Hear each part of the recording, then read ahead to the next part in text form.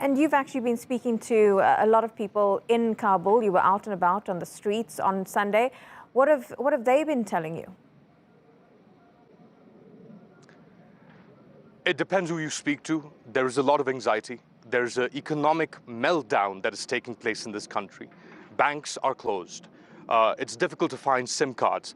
Government employees have not been paid for 5 months. The previous regime, if you can call it, Ashraf Ghani's government, stopped paying government employees, including soldiers of the ANDSF, 5 months ago. So a lot of these people are lining outside banks. You've got Taliban, groups of Taliban moving around, and they seem foreign to Kabulites, basically. The city is 6 million. This country has grown to 34 million people in the past 20-odd years. So we're not talking about a small country, so to speak. There are a lot of people here. In fact, I'll show you what I'm talking about. If my cameraman, Ahmed Al-Guverjan, can pan, this is Kabul from the hills on Wazir Akbar Khan.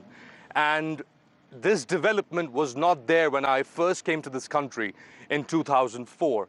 These buildings, no skyscrapers, but a lot of development in and around this area.